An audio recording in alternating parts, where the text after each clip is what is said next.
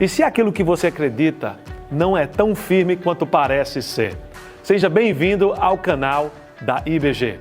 Nós estamos iniciando uma série chamada Convicções, sobre nossos posicionamentos e sobre a nossa fé em relação a vários temas. Não é para confundir ou para causar problema, mas sim para ter certeza de que o que você crê está de fato na palavra de Deus. Agora presta bem atenção nesta mensagem. Se você perguntar hoje a um brasileiro qual é a religião que mais cresceu nos últimos 30 anos, qual será a resposta? Os evangélicos, certo? Os evangélicos hoje fazem parte de 30% da população brasileira. E se você perguntar aos evangélicos, certo? Entre os evangélicos, quais são os tipos de evangélicos que mais cresceram? Eles vão dizer que metade dos evangélicos são pentecostais. Metade, assembleanos, certo? Igreja quadrangular, igreja universal, igreja mundial. E aí os assembleanos escutam eu falar isso e dizem, não, peraí, a gente não é neopentecostal, porque tem pentecostal e neopentecostal. Mas se estima mais ou menos que 50% dos evangélicos hoje no Brasil são ou pentecostais ou neopentecostais. E há uma chance muito grande que você tenha na sua família, no seu círculo de amizades, pessoas que são pentecostais, que agora nesse momento que você conhece, estão cultuando nesse momento em igrejas pentecostais. E talvez você já foi questionado por eles, você já foi pressionado por eles. Em algo como, você não recebeu o batismo do Espírito Santo ainda? Não é? Ou, se você tivesse fé suficiente, você já teria sido curado disso. Ou ainda, Deus me revelou uma palavra para você. Você já deve ter escutado, ou talvez escutado alguém que já escutou isso de alguém. E essas afirmações, elas não são pequenas, elas não são simples. Elas mexem com a segurança espiritual das pessoas, com a forma como se entende salvação, com a maneira que você se relaciona com Deus. E é por isso que a gente precisa ser muito exato em examinar de maneira séria, à luz da palavra, o que a Bíblia nos diz sobre essas crenças. Porque a Bíblia nunca nos chamou para sermos pessoas ingênuas com relação à doutrina. E Paulo escreve sobre isso em Efésios capítulo 4, versículo 14, que a maturidade cristã nos livra de ser o quê? Levados de um lado para o outro por qualquer vento de doutrina, pela armadilha das pessoas, pela astúcia com que induzem ao erro. Ele vai na sua carta aos Tessalonicenses, no capítulo 5, versículo 21, primeira carta, e ele é muito direto, e ele diz para os Tessalonicenses, examine tudo e retenha o bem. Ou seja, é nossa obrigação, é nosso chamado examinar tudo. Isso inclui examinar sistemas doutrinários que estão crescendo ao nosso redor. Não com um espírito de briga, não com arrogância que você acha saber mais do que os outros, mas com a responsabilidade de que você foi chamado a conhecer e a guardar a verdade. O discernimento para nós crentes, ele não é algo opcional. Ele é uma qualidade, uma indicação de maturidade na nossa vida. É um chamado de Deus para todos nós. E eu preciso ser muito honesto com vocês. Eu não cresci numa igreja pentecostal. E aí você pode dizer para mim, então como é que o senhor pode falar sobre esse assunto se o senhor não teve experiência própria? Não quer dizer que eu não tive alguma experiência com pentecostais. Como pastor ao longo dos anos, eu já tive que lidar com várias pessoas do sistema doutrinário pentecostal repetidas vezes. Eu já sentei com irmãos que viviam em angústia porque não haviam falado em línguas ainda e tinham plantado a ideia na cabeça dessas pessoas que significava que eles não tinham a habitação do Espírito Santo neles de verdade. Eu já conversei com pessoas que haviam sido diagnosticadas com doenças sérias e que se recusavam a buscar tratamento médico, porque um líder havia decretado a cura em nome de Jesus sobre a vida deles. Eu já conversei com pessoas e famílias que tinham recebido uma palavra profética que contradizia o que a Bíblia claramente ensinava e a família não sabia como responder. Então, não quer dizer, por eu não ter crescido numa igreja pentecostal, eu não tenha tido várias experiências com pentecostais. E esses casos, eles não são extremos. São consequências reais de um sistema doutrinário que, quando levado às suas conclusões lógicas, ele vai produzir dano espiritual em pessoas que são sinceras, que amam a Deus, mas estão, na minha opinião, equivocadas com relação a como interpretar alguns textos da palavra. E é exatamente por isso, meus irmãos, que esse assunto ele merece mais do que uma opinião.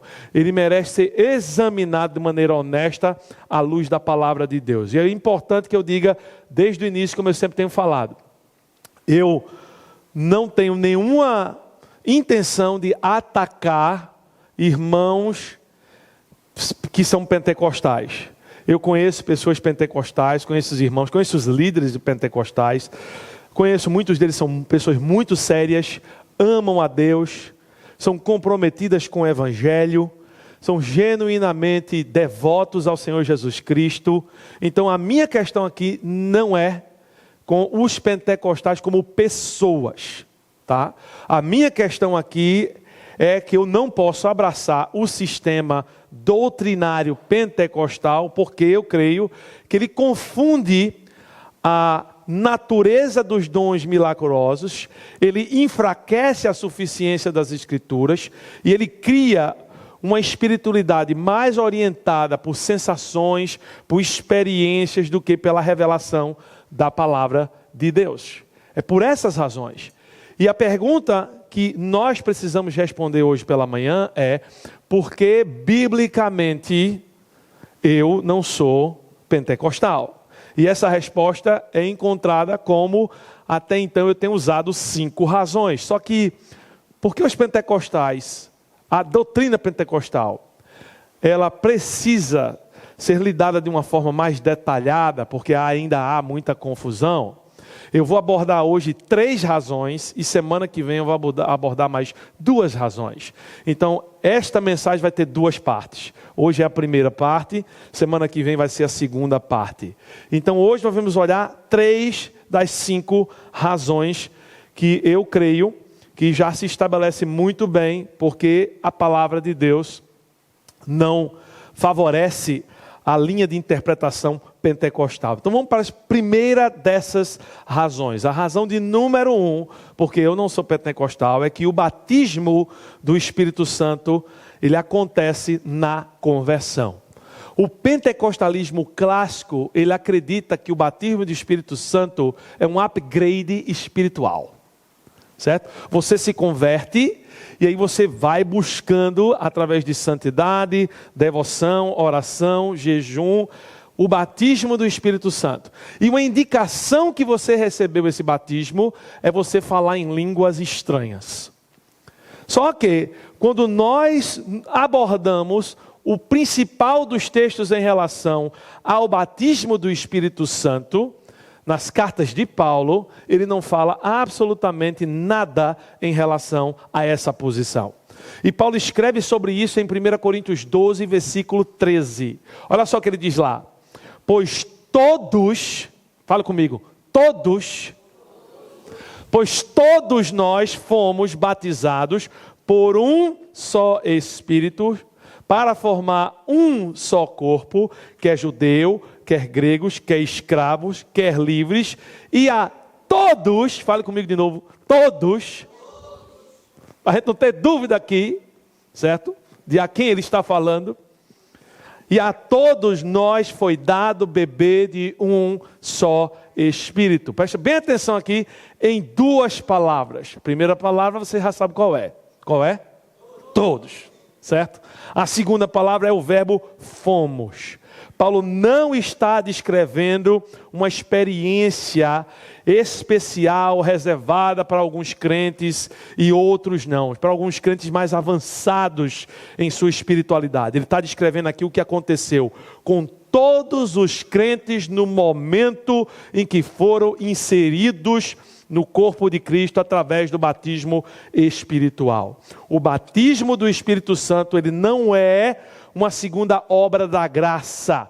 Ele é o próprio ato do qual o Espírito Santo nos une com Cristo Jesus e nos incorpora em seu corpo no momento que você confessa a Cristo como seu Salvador. Esse batismo, ele não é uma experiência emocional, para que você venha a buscá-la.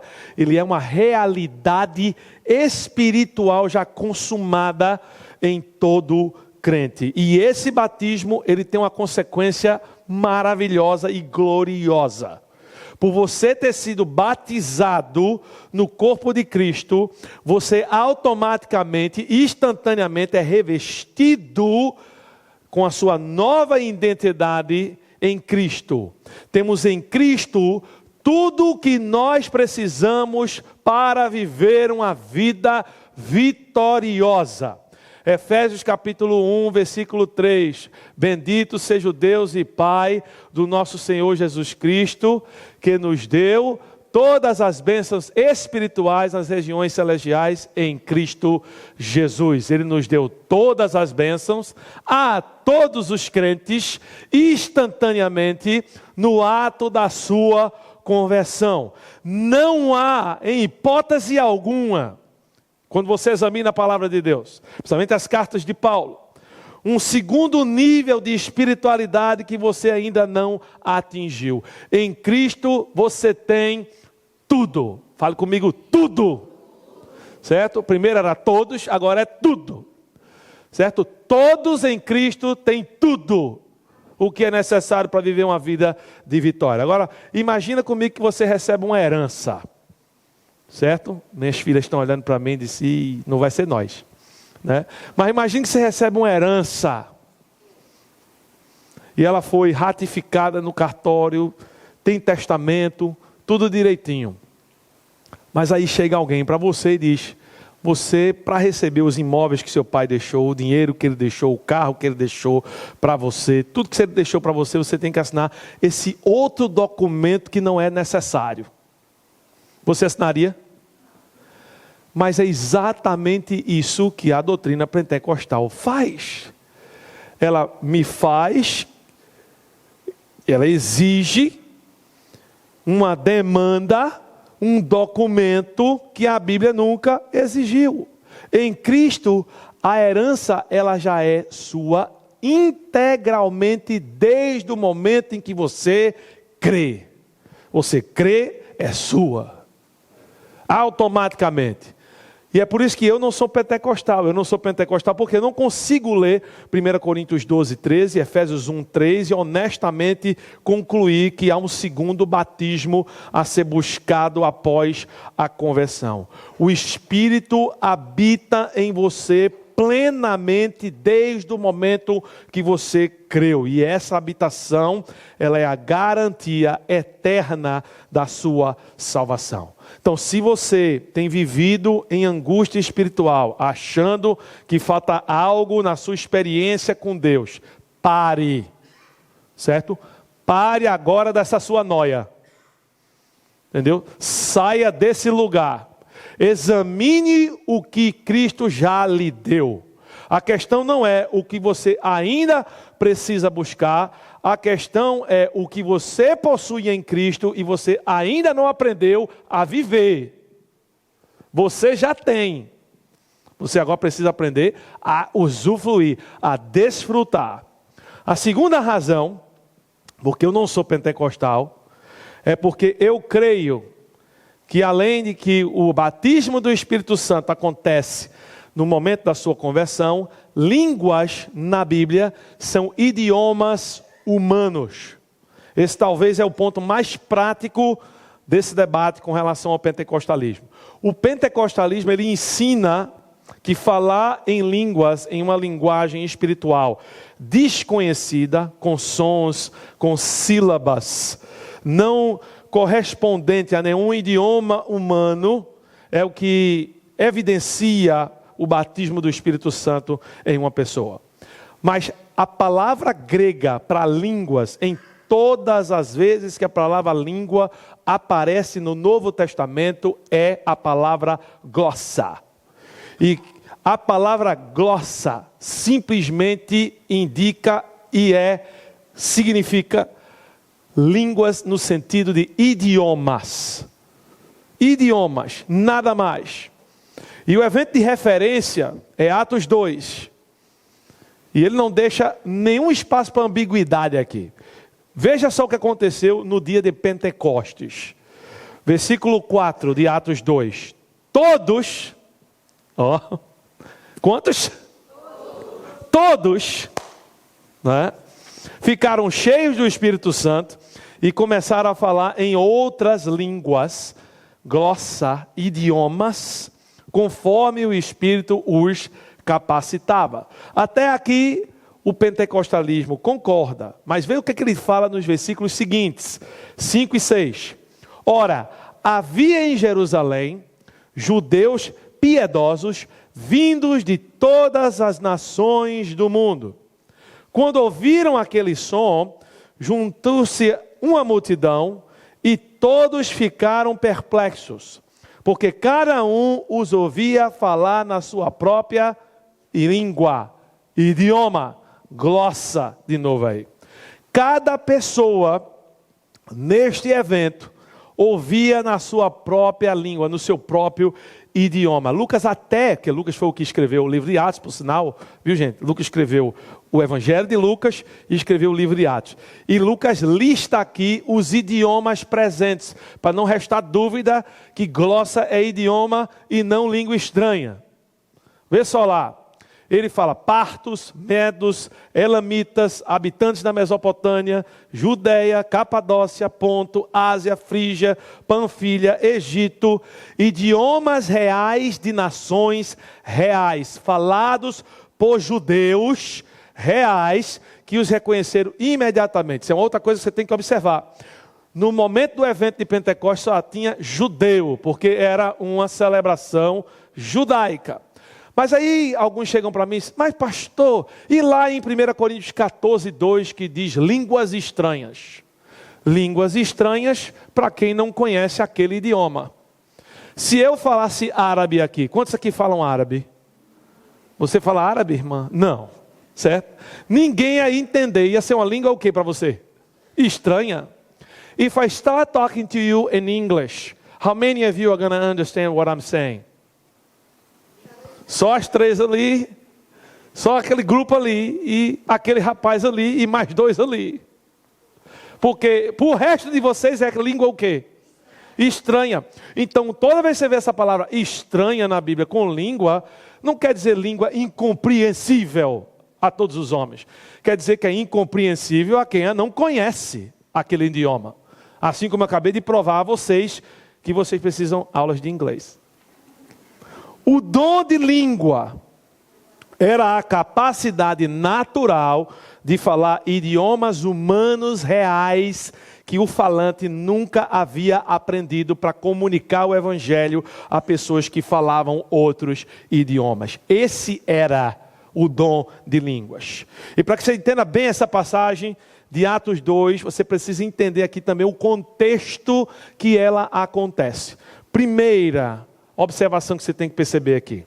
O evento de Pentecoste era uma festa judaica, prescrita na lei mosaica por Deus para o seu povo Israel. Essa festa era também conhecida como a festa dos primeiros frutos. Era uma celebração logo após a Páscoa.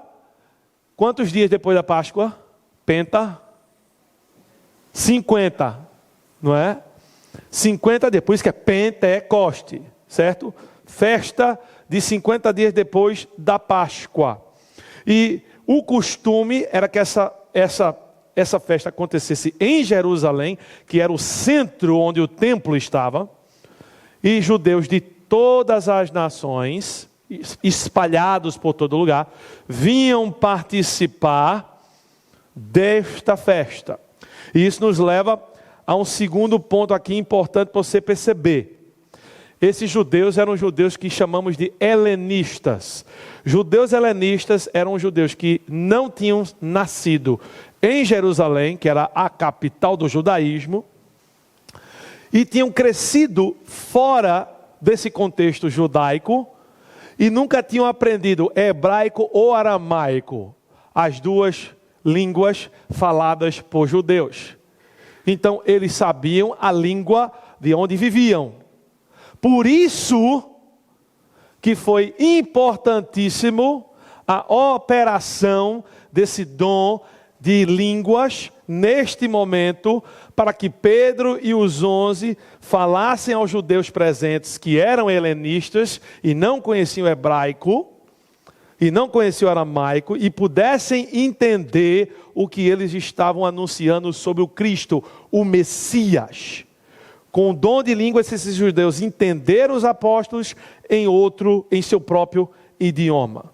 Mas pastor, não diz lá em 1 Coríntios 13:1, certo? Que tinha uma língua dos anjos que Paulo falava. E eu quero chamar você para a gente ler lá. Eu vou até fazer um meme aqui, certo? Agora o meme na internet é será, né? Certo? Então e aí? Será que Paulo estava falando aqui que há uma língua dos anjos que você é para falar? Será? Beleza? Vamos olhar aqui. 1 Coríntios 13:1. Ainda que eu falasse as línguas dos homens e dos anjos e não tivesse amor, seria como metal que soa e como um sino que tine. Isso aqui não seria Paulo admitindo que exista uma língua angelical que podemos ser capacitados a falar? Será? Não é exatamente o que Paulo está dizendo aqui. O que Paulo está fazendo aqui neste capítulo, ele está fazendo o uso do que chamamos de hipérbole na nossa língua portuguesa. A hipérbole é uma figura de linguagem caracterizada pelo exagero intencional. Ela é usada para dar expressividade, intensidade a uma mensagem, enfatizando uma ideia ou um sentimento. Paulo está aqui enfatizando a qualidade do amor como o fator mais importante na vida de um crente. Ele não está aqui afirmando que falava uma língua angelical e que até tal língua existisse. Ele disse, ainda que existisse.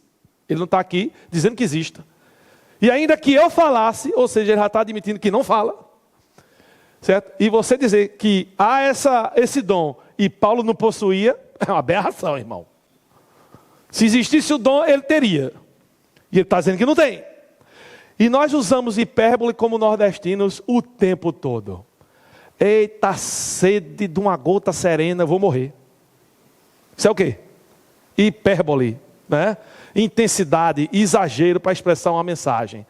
Eu estou com uma fome aqui, que eu comi um boi. Tu comi um boi? Mas tem uns cabas que eu conheço que talvez, viu? Chegava perto. Né, Alisson? Né, Alisson? Essa daqui vai ajudar vocês a compreender melhor. Natan, se você não vier aqui agora, eu vou quebrar todos os seus dentes. Certo? Natan ainda tem os dentes da boca. Só para vocês saibam. E se Natan tem os dentes ainda da boca, isso também quer dizer que o dom de línguas nunca é e nunca foi o dom de falar em línguas angelicais incompreensíveis. Apenas Paulo usou aqui uma hipérbole. E é por isso que eu não sou pentecostal. Eu não sou pentecostal porque eu não consigo ler Atos 2 e 1 Coríntios 13, 1, honestamente, e concluir que o que aconteceu ali era uma linguagem de êxtase incompreensível. A Bíblia ela é muito clara, gente. Eram idiomas humanos reais com um propósito histórico específico, para um momento específico da história da redenção em Cristo.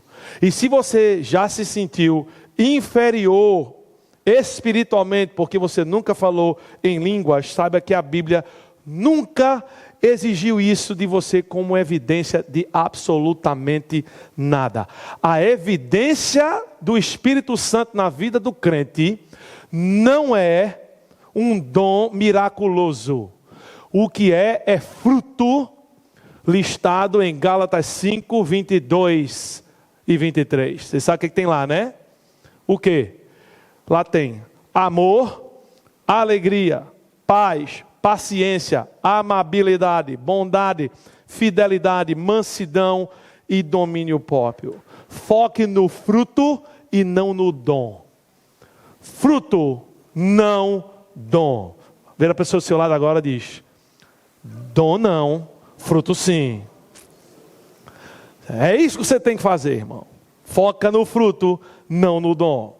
A terceira razão porque eu não sou pentecostal é porque, além de eu crer que o batismo do Espírito Santo acontece na conversão, e de que o dom de línguas eram idiomas humanos, os dons de sinais cumpriram seu propósito na era apostólica.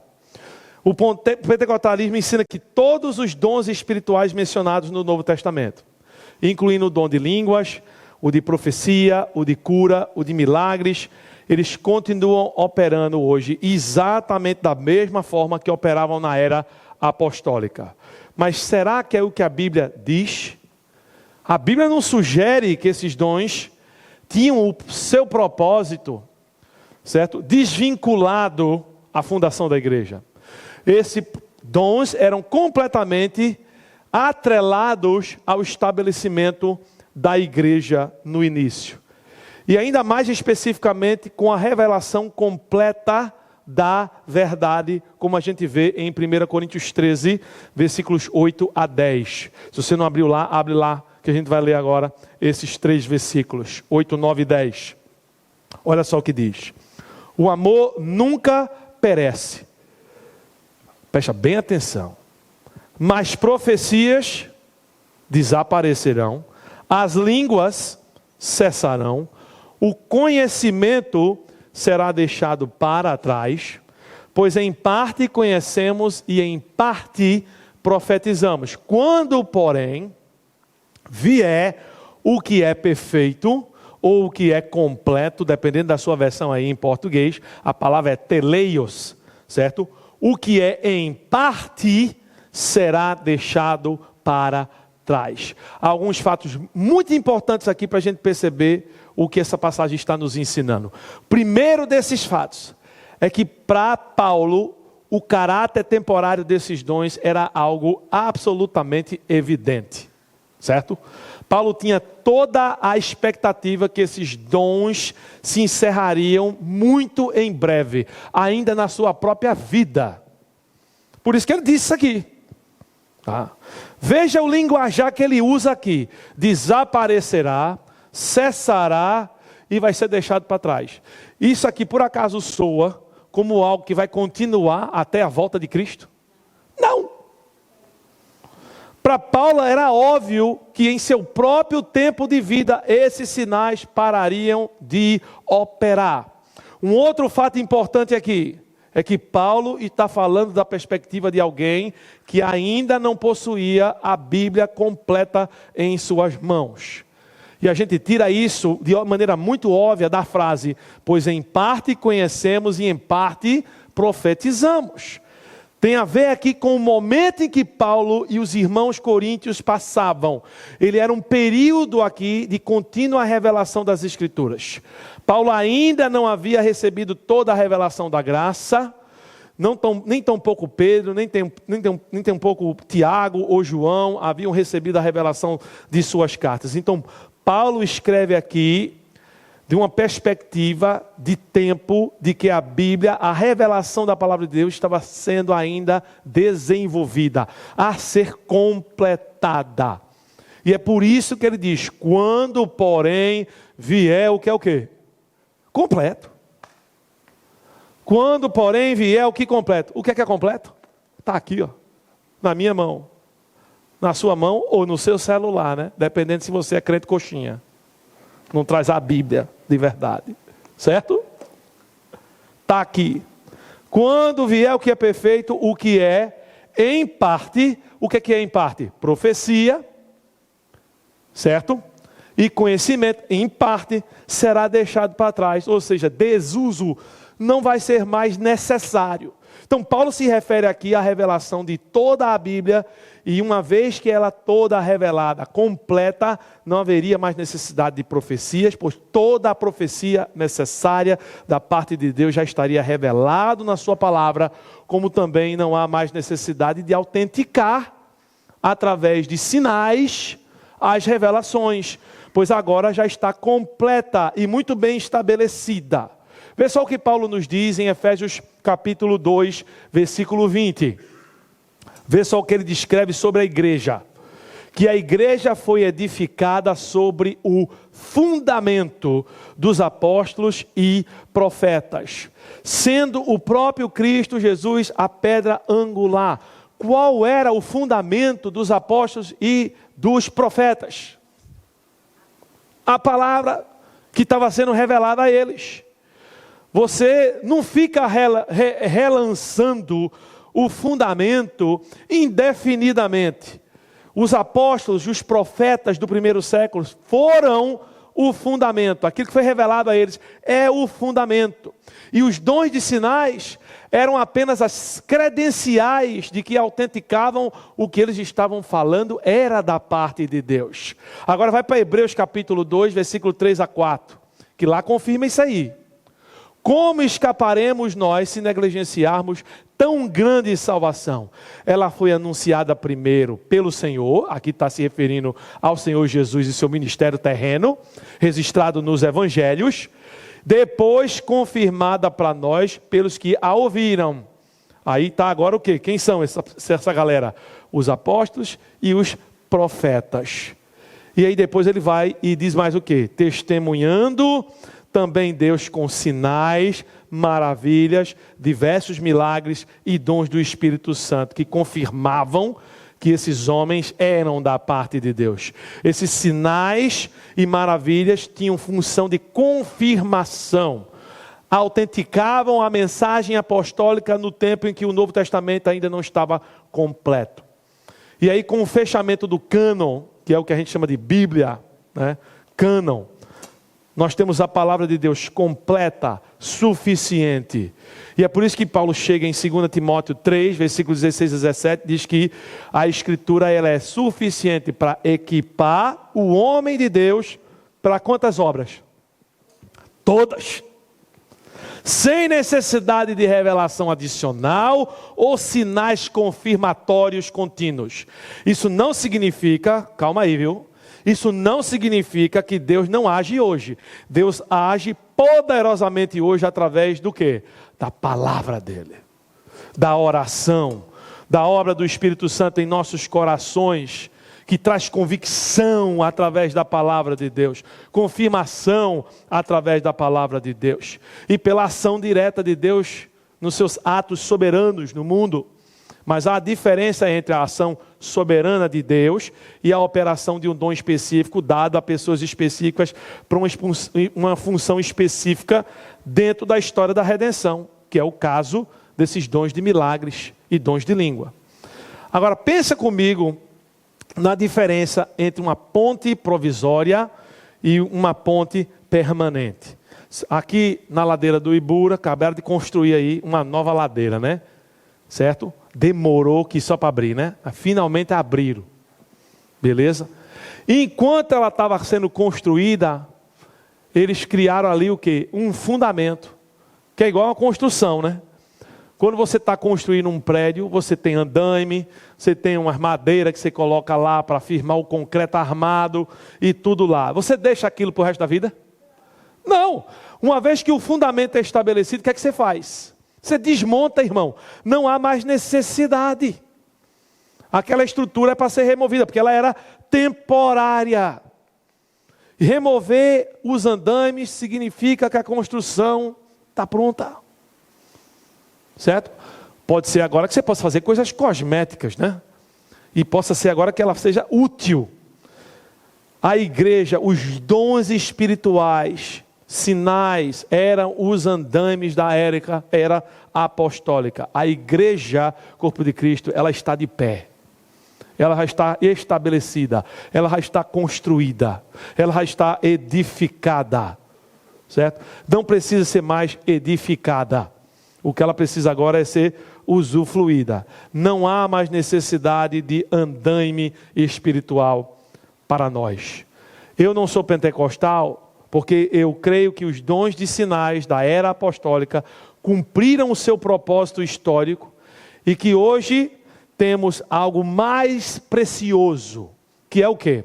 A palavra de Deus completa, suficiente e poderosa para tudo o que nós precisamos. Você tem acesso 24 horas, 7 dias de semana, para o resto da sua vida, à palavra de Deus, a Deus, através do Espírito Santo que habita em você. Você pode orar de qualquer lugar, a qualquer momento, sobre qualquer coisa e falar com Deus. Você pode abrir a palavra dele hoje, até no seu celular, né? Em qualquer momento, em qualquer lugar, e você vai receber instrução, capacitação, proteção, orientação, confirmação, desafio, encorajamento. Está tudo aquilo que você precisa e aqui. Você tem o Espírito Santo desde o dia que você se converteu. E você tem a palavra de Deus que é viva e eficaz. E que é mais do que suficiente para equipar você para toda boa obra. O poder da palavra é o que você precisa e você tem acesso. Você não pode subestimar o poder da palavra de Deus. Muitos correm atrás de experiências extraordinárias porque acham que a Bíblia não é suficiente. Mas o que é que Romanos 1,16 diz? Romanos 1,16 diz que o Evangelho é o poder de Deus. Ele não diz que a experiência é o poder de Deus. Sensações é o poder de Deus. As suas emoções, seus sentimentos aflorados é o poder de Deus. Não, ele diz que o Evangelho é o poder de Deus. O Evangelho é o poder de Deus. A palavra é o poder de Deus. E você tem a completa palavra de Deus em sua mão. Se você não abre, a escolha é sua. Se você não crê nela, o problema é seu. Mas não é por falta de ter o que você precisa que você não vive uma vida de vitória. Você talvez não esteja vivendo uma vida de vitória porque você está procurando algo que você nunca vai encontrar em experiências, em relacionamentos humanos, em status sociais, em momentos de carreira profissional. Tudo o que você precisa, você só vai encontrar em uma pessoa. E essa pessoa é Jesus Cristo.